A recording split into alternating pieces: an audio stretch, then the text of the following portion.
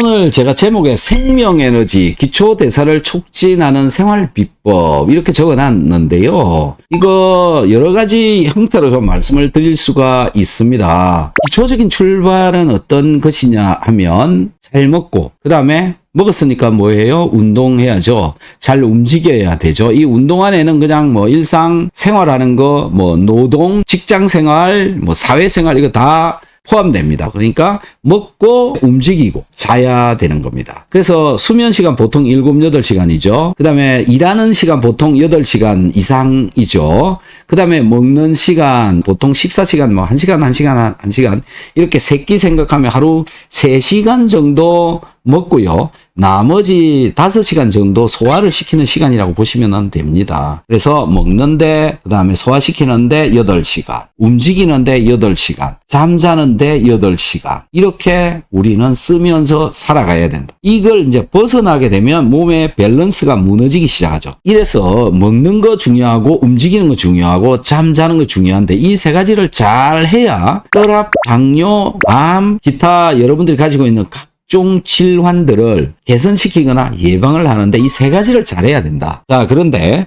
혈압, 당뇨, 암 이런 것들을 가지고 있는데 생활을 8시간, 8시간, 8시간을 지키지 않고 엉망으로 한다. 이러면 이게 고쳐질 수가 없다라는 겁니다. 그래서 계속 약을 먹어야 되고요. 심지어 암 같은 경우에는 잘 고쳐지지도 않는다. 그래서 이걸 잘해야 된다라는 겁니다. 모든 걸 잘 하려고 하는데 잠이 안 온다. 그래서 나는 못 자고 있다. 이런 경우가 있잖아요. 그러면 앞에 영양과 운동 이걸 잘 활용을 해서 잠을 잘 수 있는 몸으로 만들어 가야 됩니다. 그렇게 해서 수면에 대한 해결을 좀 가시고요. 운동, 나 하려고 해도 운동이 잘 안 된다. 움직일 수 없는 상태의 몸이 돼 있다. 이렇게 돼 있는 경우가 있거든요. 이런 경우에는 이제 기계의 힘을 빌리는 겁니다. 미세 전류를 집어넣어주는 운동, 자동으로 운동을 하는 그런 방법을 택해서 운동을 하는 방법이 있다라는 겁니다. 먹는 거는 이제 세 끼 잘 챙겨 먹어야 된다. 물론 뭐 2끼만 먹어도 됩니다. 근데 질병을 가지고 있는 경우에는 작은 양으로 3끼를 먹는 게 훨씬 더 좋다. 건강한 사람의 경우에는 뭐 그렇게 하지 않아도 2끼 먹어도 되고 또 뭐 1끼 먹는 사람도 충분한 영양소가 들어간다면 그렇게 해도 된다라는 겁니다.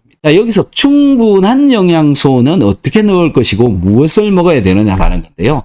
여러분들이 먹고 있는 식사, 탄수화물, 단백질, 지방 요거 골고루 일단은 드시는 게 첫 번째고요. 여기에 이 탄수화물, 지방, 단백질 이것을 대사를 시키는데 사용되는 것이 뭐냐면 미네랄하고 비타민입니다. 그런데 비타민하고 미네랄하고 어느 게 더 중요하냐라는 건데 저는 비타민이 더 중요하다고 봅니다. 왜요? 미네랄은 어디선가 그래도 그나마 좀 들어오는데 비타민은 제대로 챙겨 먹지 않으면 식사를 통해서 충분한 양을 가지고 가기가 어렵다라는 겁니다. 질병을 가지고 있는 사람들의 경우에 제 방송을 보시는 뭐 50대 이상 되신 분들 전부 한 가지씩은 거의 다 가지고 있습니다. 자, 그래서 비타민은 뭘 먹을 것인가라는 건데 제가 말씀드리는 비타민 C를 꼭 드시는데 얼마나 먹어야 되느냐? 비타민 C 하루에 6g 이상, 경험상 6g 이상. 비타민 C. 미네랄은 소금을 드신다. 소금은 고열 용융 소금. 요거 드시고요. 그 다음에 칼륨을 따로 먹어야 됩니다. 나트륨보다 더 요구량이 높은 것이 칼륨입니다. 근데 소금은 먹으면서 칼륨을 안 먹는데 이게 밸런스가 안 맞는 거죠. 여러분들 전부 지금 소금은 많이 먹고 있는데 칼륨이 부족한 상태라는 겁니다. 그 다음에 마그네슘 제품 드셔야 됩니다. 마그네슘은 하루에 400mg 정도 권장하고 있죠. 그래서 마그네슘 드시고 그 다음에 칼슘인데요. 칼슘은 뭐 800mg에서 한 1000mg 정도가 권장량인데 우리나라 국민들 거의 한 80% 수준밖에 못 먹고 있거든요. 100% 먹고 있지 않다. 부족한 상태로 먹고 있다라는 겁니다. 그래서 칼륨은 캡슐이나 정제로 된 걸 드시면 되는데 이런 것들이 흡수가 잘 안 되고요. 몸에서 이용률이 굉장히 낮은 것 같아요. 그래서 항산화를 시켜주는 이용칼슘이라고 하는 게 있습니다. 마시는 이용칼슘이라고 하는 게 있는데요. 그걸 드시면은 내가 먹고 있는 음식물 중에 들어있는 칼슘이 흡수가 훨씬 더 잘 되고요. 또 그걸 먹음으로 해서 신경을 항산화 시켜주고 또 칼슘을 보충하는 그런 효과를 볼 수가 있다. 자, 여기에 이제 플러스돼서 들어가야 되는 게 뭐냐면 물입니다. 물을 얼마나 마실 것인가 라는 건데 수분을 말을 한다고 보면 돼요. 그냥 뭐 이런 데 들어있는 이 물을 말을 하는 게 아니라 그 과일 속에도 있고 국물 속에도 있고 커피로 마시고 하는 수분 다 포함해서 하루에 2리터 정도를 마신다면 보통 일반적인 사람들한테는 그 2리터가 적정한데 어떤 사람의 경우에는 그것이 부족한 사람도 있고요. 어떤 사람한테는 그게 과한 사람도 있습니다. 그 과하고 부족하고 결정을 어떻게 하느냐. 내 몸에서 빠져나오는 소변의 양을 가지고 결정을 하시면 된다. 이렇게 보시면 돼요. 자, 내 몸에 소변이 얼마가 나오느냐. 예를 들어서 하루에 수분 2리터가 몸속에 들어가면 1.5리터 정도 나옵니다. 1.5리터 정도의 소변이 나오면 그 소변 속에는 소금이 0.9% 정도 들어있으면 먹는 소금의 양이 적당한 거거든요. 정리해서 말씀을 드리면 물을 먹는 양은 소변의 염분 농도가 0.9가 되도록 수분을 먹어주어야 된다. 이런 얘기입니다.